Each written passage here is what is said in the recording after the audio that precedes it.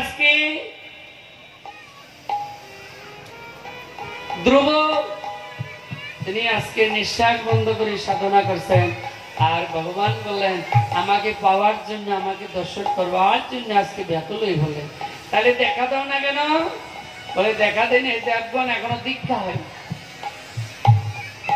তাই আজকে নারদ ঋষিকে পাঠাইলেন নারায়ণ যাও তুমি দীক্ষার ব্যবস্থা করো নারদ এসছেন নারদ এসে বললেন শুনো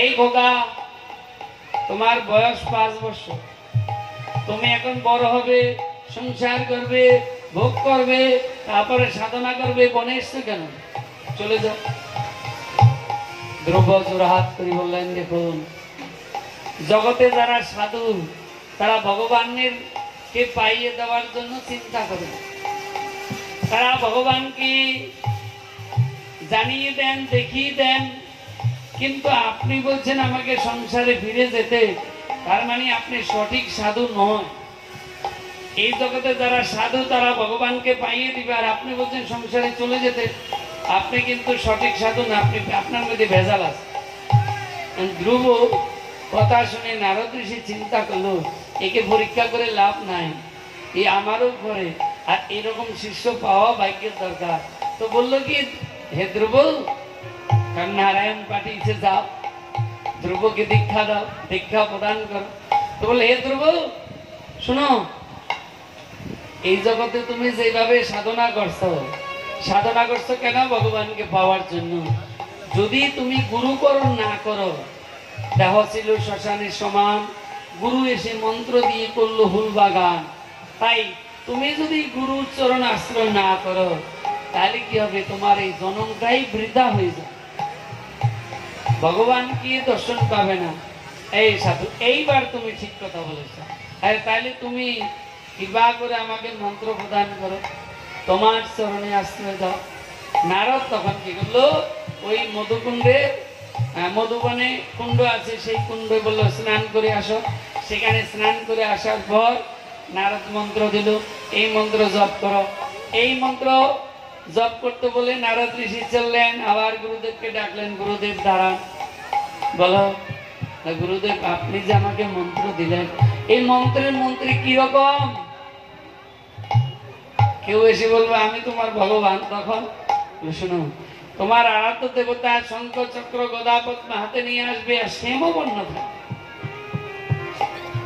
গুরুদেবকে আবার প্রণাম করলেন গুরুদেব চলে গেল এইবার ধ্রুব যখনই প্রণাম করে আবার সেই গুরুদেবের চরণ স্মরণ করে আবার জপ করতে শুরু করলো গুরুদেব যা দিল গুরু মন্ত্র সার করো এইবার ব্রজেতে হইবে বাস তমগুণ যাবে শতগুণ পাবে হইবে কৃষ্ণের দাস গুরুদেবীর মন্ত্র যখন সাধনা করতে শুরু করলো ভগবান হৃদয়ে এসে উপস্থিত হলো হে প্রভু আমি হৃদয়ে আমি দর্শন করতে চাই না সামনে এসে দাঁড়াও ভগবান ভক্তের বাসনা পূরণ করবার জন্য সামনে এসে দাঁড়ালো তখন বললো হে ধ্রুব তুমি বর্ষাও বলে প্রভু কোনো বরের দরকার নাই যদি বর দিতে হয় আমাকে এবার দাও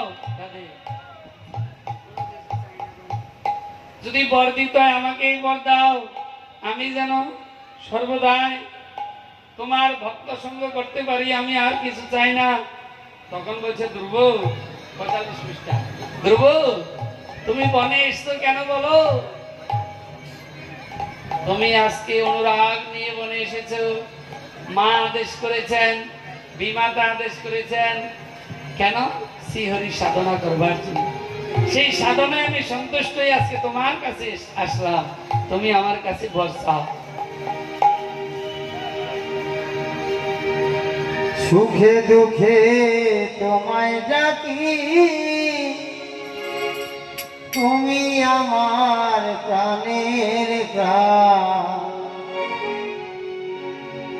কোনো কিছু চাই না আমি পরম দয়াল ভগবান কোনো কিছু চাই না আমি সুখে দুঃখে তোমায় ডাকি তুমি আমার প্রাণের কিছু চাই না আমি।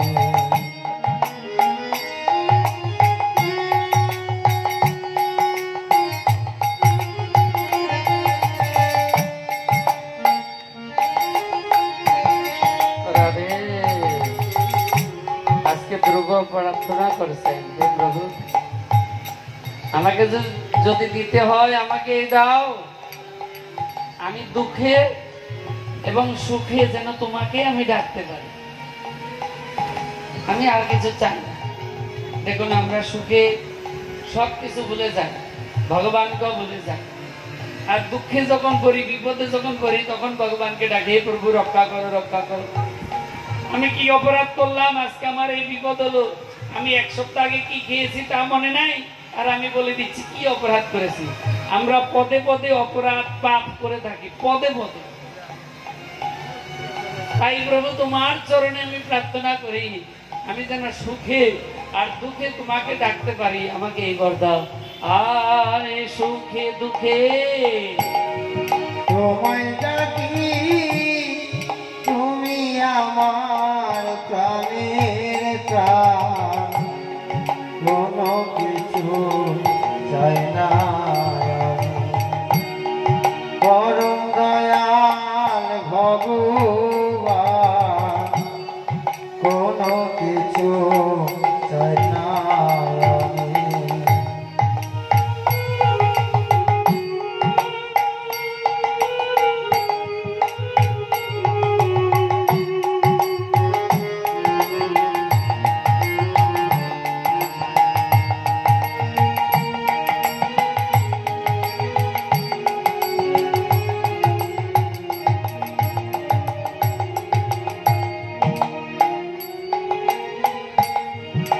আমার মনে এই বাসনা,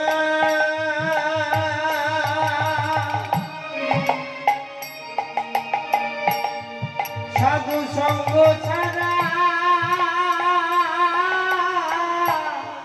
কিছু চাই না।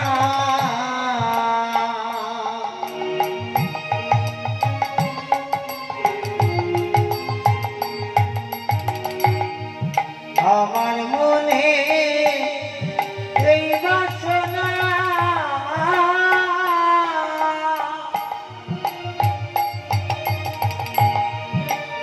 সাধু সঙ্গ ছাড়া কিছু চাই না। ভুলেও যেন তা ভুলি না, ভুলেও যেন তা ভুলি না। রাধে দেখলেন, দেখুন আমরা বাতাসা খাই ঠাকুরকে দিয়ে, নকুল দানা নেই, কিন্তু একদিন যদি রাজভোগ পাই তাহলে কিন্তু বাতাসা নকুল দানার কথা ভুলে যাও, ওই রাজভোগের কথাই আমরা সর্বদাই চিন্তা করি। কেউ যদি এই ভগবানের দর্শন পায়, যখন রাজা যুধিষ্ঠির সিংহাসনে বসেছিল, আজকে মা কুন্তি তিনি কান্নায় অচেতন হয়ে পড়িলেন। ভগবান শ্রীকৃষ্ণ এসে বললেন, হে পিসিমা তুমি কান্না করছো, তোমার সুখের দিন কান্না কেন করছো? তখন জোরহাত করে বলেছিল, কোন ভাগ্যে কোন জীবে যদি পায় তোমার দর্শন, সংসার যাতনা তার হয় বিমোচন। হে প্রভু, কেউ যদি একবার তোমার দর্শন পায়, সাধনা করতে করতে সংসারের দিকে আর ফিরে তাকায় না, এই জড় জগতে যা কিছু আছে সব ভুলে যায়। তাই বলেন, কোন ভাগ্যে কোন জীবে যদি পায় তোমার দর্শন, সংসার যাতনা তার হয় বিমোচন। লীলা ধর্ম তো কান তোমার নাহি অভিলাষ, ভক্তের বাসনা পূরণ করো তুমি শ্রীনিবাস। ভক্তের বাসনা তুমি পূরণ করো, ভক্তির দুঃখ তুমি দূর করিবার তরে, আর যুগে যুগে আসো তুমি এই সংসারে। হে প্রভু, যুগে যুগে তুমি এই সংসারে আসো কেন? ভক্তের বাসনা পূরণ করবার জন্য। আজকে ধ্রুব তিনি প্রার্থনা করলেন। ধ্রুব কি প্রার্থনা করলেন? প্রভু গো, যদি আমাকে দিতে হয়, আমার মনের এই বাসনা, সাধু সঙ্গ ছাড়া আমি কিছু চাই না। ভুলেও যেন আমি তোমায় বলি না, গাইব তোমার জয়গান। তাই আজকে ধ্রুব বললেন, আমার মনে এই বাসনা, সাধু সঙ্গ ছাড়া কিছু চাই না। ভুলেও যেন তা ভুলি না, ভুলেও যেন তা ভুলি না। গাইব সাধু জয়গান, কোনো কিছু চাই না আমি। পরম দয়াল ভগবান, কোনো কিছু চাই না আমি।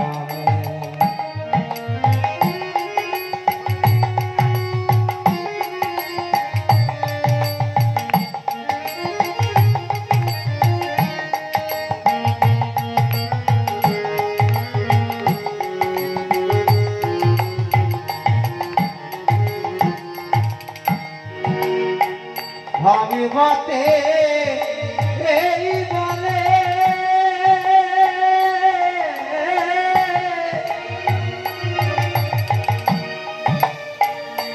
সাধু সঙ্গে ভক্তি মেলে।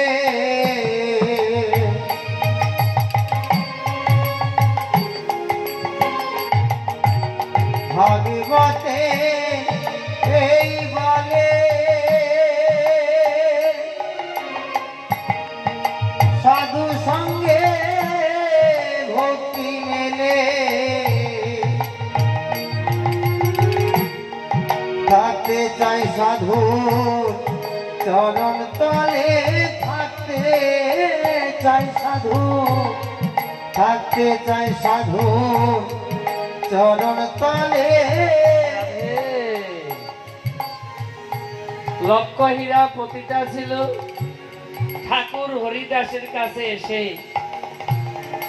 তার সবকিছু ভুলে গেল। ঠাকুর হরিদাসের কাছে প্রার্থনা করেছিল, বেশ্যা হইয়া পাপ আমি করেছি অপা, কৃপা করে তুমি আমায় করো উদ্ধার। ঠাকুর, আজকে রামচন্দ্র খান আমাকে পাঠিয়েছে তোমাকে ভ্রষ্ট করবার জন্য। তোমার পবিত্র দেহ, তোমার শুদ্ধ দেহ। আজকে যে বাবুক আমি এসেছি, আমি ভুল করেছি, আমার জীবনের দিক, আমার যৌবনের দিক। তাই তোমার চরণ আমি শরণাগত হইলাম, তুমি না আমাকে কৃপা করে উদ্ধার করো। তখন হরিদাস ঠাকুর বলেছিল, তোমার বাড়িতে যা কিছু আছে ধন সম্পত্তি, এগুলো সব বৈষ্ণবকে দান করো। বৈষ্ণবকে দান করে মাথা মন্টন করে স্নান করে এক কাপড়ে সাদা কাপড় পরে আমার সামনে আসো, তবে তুমি কৃপা পাবে। টাকা পয়সা ধন দৌলত এই হলো অহংকারের পথ।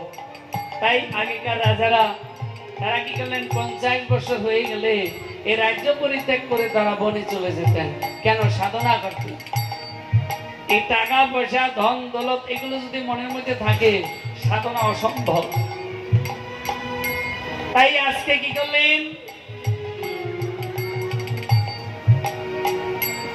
লক্ষ্য হীরা তিনি সাধুদেরকে সব দান করে, বাড়ি ঘর অর্থ দান করে, স্নান করে, মাথা মুন্ডন করে, এক কাপড়ে সাদা কাপড়ে যখন হরিদাস ঠাকুরের কাছে এলেন, হরিদাস ঠাকুর তখন কি করলেন, এই কানের মধ্যে দীক্ষা প্রদান করলেন।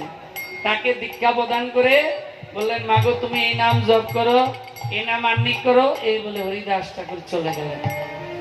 সেইখানে এক জায়গায় বসে লক্ষ্য হীরা তিনি কি করছেন, সর্বদাই জপ করেছিলেন। নবদ্বীপ ধাম থেকে, বৃন্দাবন ধাম থেকে সাধুরা এসে এই লক্ষ্য হীরাকে প্রণাম করেছেন। কেন? তিনি প্রতিটা ছিল, তার লক্ষ্য ঠিক ছিল। কিন্তু যখন সাধুর কাছে এসছে, সাধন মুখে হরির নাম শ্রবণ করে আজকে মায়া পরিত্যাগ করে, বিষয় বাসনা পরিত্যাগ করে, দুর্বাসনা পরিত্যাগ করে সাধুর চরণে পড়ে গেলেন। সাধু বললেন সর্বস্ব ত্যাগ করে নাম গ্রহণ করো। সেই নাম গ্রহণ করে আজকে সেখানে দেহ রাখলেন। এখনো তার সমাধি আছে বেনাপোল। তাই বললেন ভাগবতে এই বলে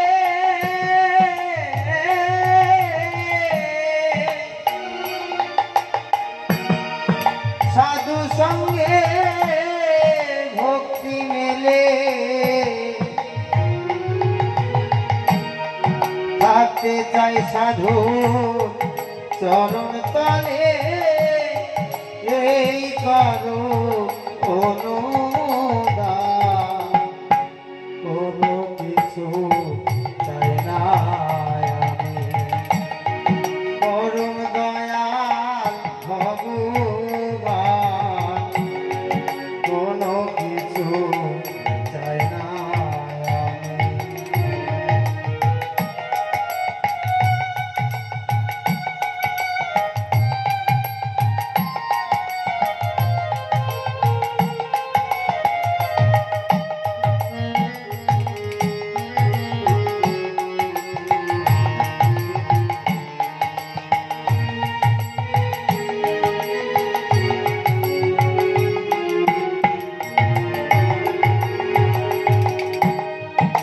গুরু প্রাণ গোপাল বলে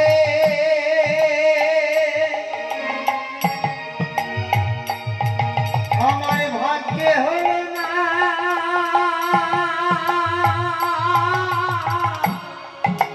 কোনো কালে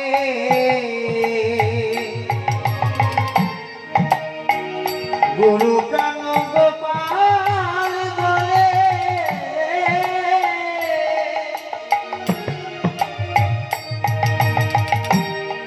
ভাগ্যে হলো না কোনো কালে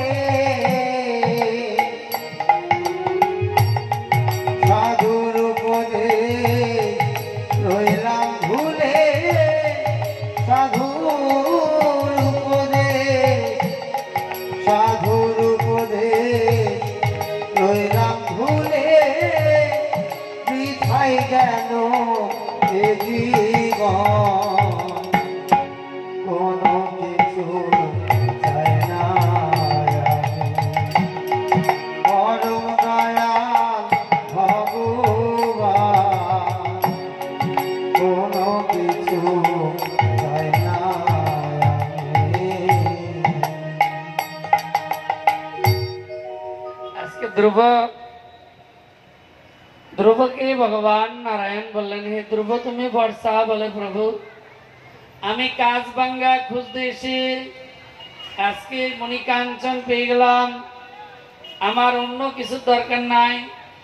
আমি যেন সাধু সঙ্গে সাধুর চরণ তলে বসে তোমার হরির নাম করতে পারি, যদি দিতে হয় তাহলে আমাকে এই দাও। তখন বললেন হে ধ্রুব তুমি গিয়ে ফিরে যাও, গিয়ে ফিরে গিয়ে তুমি অনাসক্ত ভাবে তুমি আমার চরণ স্মরণ করে জগৎবাসীকে দেখাও এই সংসারে দেখো সাধনা করা যায়। যাও তুমি চলে যাও, আমি তোমাকে আশীর্বাদ করেছি। তুমি 36 বছর এই মত্ত ধামে থেকে তারপর তুমি নিত্য ধামে আমি তোমার জন্য একটা ধাম তৈরি করব, সেই লোকে তুমি চলে যাবে, সেখানে কি তুমি অমর হয়ে সাধনা করো। ধ্রুব আজকে গৃহে চলে এলেন। গিয়ে এসে তিনি আসতে বড় বলেন, তার পিতা তাকে রাজ্য ভার দিলেন, পিতা বানে চলে গেলেন। এইবার ধ্রুব তিনি প্রজাদেরকে ঠিক ভাবে লালন পালন করলেন। এইবার 36 বছর হয়ে গেল। এখন হয়ে যাওয়ার পর মৃত্যু এসে উপস্থিত। এদিকে রথ আসছে। এখন মৃত্যু বলছে হে ধ্রুব তুমি তো রথ উঠবে, শোনো তুমি এক কাজ করো, আমার মাথায় পাও দিয়ে তোমার চরণ দিয়ে তুমি রথে উঠো। বলে এটা কি করে হয় মা? বলে শোনো তুমি জগৎবাসীকে দেখাও যে হরি ভজন করে তার মৃত্যু হয় না, যিনি বাল্যকাল থেকে হরির চরণে সাধনা করেন, হরির নামে মত্ত থাকেন, তুমি সাক্ষী থাকবে, আজ থেকে তুমি আমার মাথায় পদাঘাত করে আমার মাথায় পাও দিয়ে তুমি আজকে রথে উঠো। বলে এটা অসম্ভব। বলে শুনো, তুমি রথে উঠবে কি করে? মই আছে, রথে উঠতে গেলে তো মই প্রয়োজন, কিন্তু মই নেই এখানে। তুমি দয়া করে তোমার চরণ ধুলো আমার মাথায় দিয়ে আজকে তুমি রথে উঠো। ধ্রুব তিনি কি করলেন? জগৎবাসীকে দেখালেন তিনি আজকে মৃত্যুর মাথায় পাও দিয়ে তিনি রথে উঠলেন। আর বললেন দাঁড়াও। সারথীকে বললেন আজকে বিমাতার জন্য আমি দিব্যলোকে যাচ্ছি, কিন্তু সেই বিমাতা কোথায়? বলে ওই যে আলো দেখা যায়। বলে হ্যাঁ, ওই আলো তোমার বিমাতা 14 গোষ্ঠী যাচ্ছে ওই রথে। ধ্রুব আজকে চলে গেলেন। রাজা পরীক্ষিত সুখদেবের কাছে প্রার্থনা করলেন, আপনি বলুন যে এই নাম করতে করতে, হরির নাম করতে করতে কারো কি অধপতন হয়? আপনি এতক্ষণ শ্রবণ করাইছেন, এই হরির নামে জরাজীর্ণ উদ্ধার হয়ে গেল, পূর্ণ জৈবন পেয়ে গেল। এই হরির নামে ভূত পেত্রী সেও উদ্ধার হয়ে গেল। এই হরির নামে আজকে ধ্রুব তিনি কি করলেন? ভগবানকে লাভ করলেন এই হরির নামে। তাই আপনার কাছে প্রার্থনা, এই নাম করতে করতে কোনো অধপতন হয়? তখন বললেন শোনো, একজন রাজা ছিল, তার নাম ছিল ভরত রাজা। সেই ভরত রাজা তিনি আজকে মনের মধ্যে তার ত্যাগ এসে গেল যে আমি গৃহে আর থাকবো না, আমি বনে গিয়ে সাধনা করব। তো ভরত রাজা বনে চলে গেলেন। বনে গিয়ে তিনি ঠিক ঠিক সাধনা